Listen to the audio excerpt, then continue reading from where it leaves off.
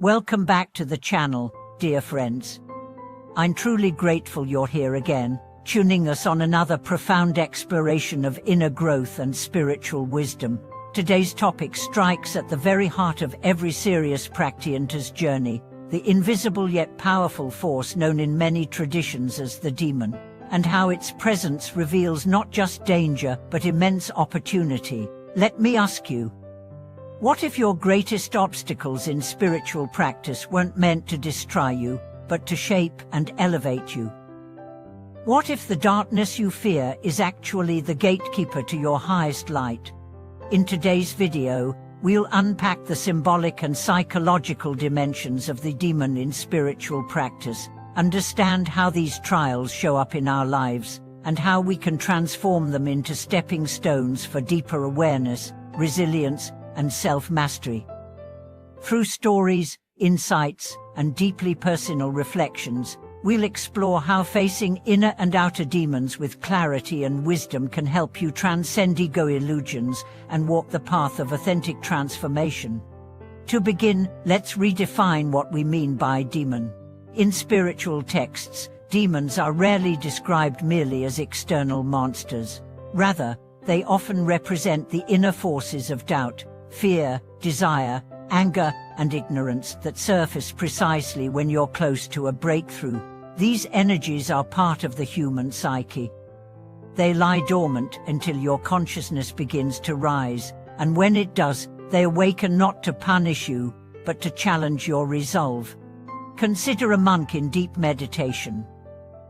He has been practicing for years. One day, he reaches a state of serenity, so profound it feels like a gateway to transcendence. But just as he approaches that threshold, intrusive thoughts invade self-doubt, visions of past sins, seductive desires, and overwhelming fear. These are the demons, not external entities, but projections of unresolved karma, buried trauma, or ego identity desperately clinging to survival. And yet, these moments are sacred. They are not signs of failure but signs of proximity to transformation. You are not moving backward. You are at the edge of awakening. The challenge is not to fight the demon in the traditional sense, but to see through it, to understand that it is a mirror, not a monster. Let's dive into a real-world story. A man named Liam had been practicing spiritual discipline for nearly a decade. He meditated daily, served his community, and lived with integrity. But as he progressed, he began experiencing intense emotional upheavals. Old addictions resurfaced, relationships strained, even physical illnesses appeared without explanation. At first, she thought he was failing, but a wise mentor told him something that changed everything. Your practice is working. That's why the demons are coming. This insight reframed his entire experience. The surfacing of pain, fear, and confusion wasn't regression.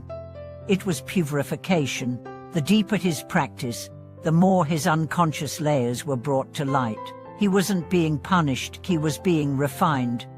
With renewed faith, he leaned into his discomfort, faced his shadows, and slowly began to integrate them. In time, those same demons became allies, teaching him patience, compassion, and inner strength. This concept that our deepest challenges are catalysts for growth is echoed in every major spiritual tradition. Jesus fasted in the desert and was tempted by the devil. The Buddha sat beneath the Bodhi tree and was visited by Mara, the demon of illusion and fear. In both stories, the demon appeared just before enlightenment. Why? Because the final test of the spirit is not whether you can escape the world's temptations, but whether you can see through their illusion and remain anchored in truth. The demon appears in many forms. For some, it's addiction, substances, behaviors, or patterns they can't seem to break. For others, it's self-hatred, the inner voice that says, "You're not good enough." For others still, it's attachment to recognition, the ego's hunger to be praised and remembered. These are the masks the demon wears, and each one is an invitation to go deeper into self-awareness and inner freedom. So, how do we face these tests with wisdom? First, we must stop resisting them. Resistance gives them power. When fear arises, don't suppress it, observe it, study it. Ask, where did this fear originate? What does it want me to know? The demon loses its grip the moment you stop feeding it your energy and start listening with awareness. Next, cultivate stillness. In the eye of every storm is a place of calm. The more we build a practice of silence through meditation, breathwork or contemplation, the more we can return to that center when chaos strikes. Stillness doesn't mean inactivity. It means presence. When we are present, the demon cannot possess us because possession requires unconsciousness. Also, find spiritual companionship. No one walks the path alone. Share your struggles with trusted mentors, friends, or guides. Their insights, grounded in experience, can help you discern between illusion and truth. Just as the warrior sharpens his blade with others, we sharpen our clarity through dialogue and reflection. Let me share another story, this time about a woman named Rachel. She had devoted herself to spiritual service, working with terminally ill patients. Over the years, she became known for her gentleness and compassion, but privately, she battled overwhelming grief and anger. Watching so many lives end awakened old wounds from her childhood and processed loss, abandonment, betrayal. Her demon wasn't loud, but silent and steady. It whispered despair late at night. It numbed her emotions. It wore her down. But instead of quitting, she began journaling. She sought therapy. She deepened her meditation. She even began painting, expressing the darkness she couldn't speak of, and slowly, the demon unraveled. What she discovered underneath wasn't a monster, but a wounded child who just wanted to be seen, heard, and healed. That's the hidden truth of every demon. It guards a treasure. Your rage conceals your buried pain. Your jealousy hides your unmet longing. Your arrogance masks your fear of inadequacy. When you have the courage to meet the demon not with judgment, but with compassion, it transforms before your eyes. Spiritual awakening is not about becoming immune to suffering. It's about becoming transparent to it.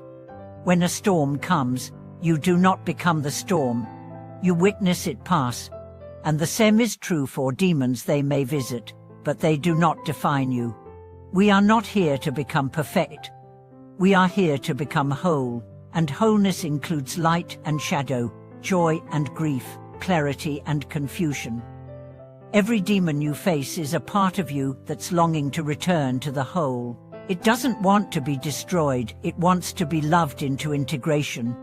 So if you are facing trials right now, if you're struggling, hurting, doubting, please know you are not broken. You are becoming. These are the birth pangs of transformation. Stay steady, stay true, keep practicing. The light you seek is not separate from you, it is what remains when the demon dissolves. Thank you for watching today's video. I hope this message brought you clarity, strength, and a deeper sense of connection to your journey. If you've ever faced your own demons and come through stronger, I'd love to hear about it. Share your story in the comments, like, subscribe, and share this video with anyone who might need a reminder that even their darkest moments are filled with purpose and light. I'll see you in the next one.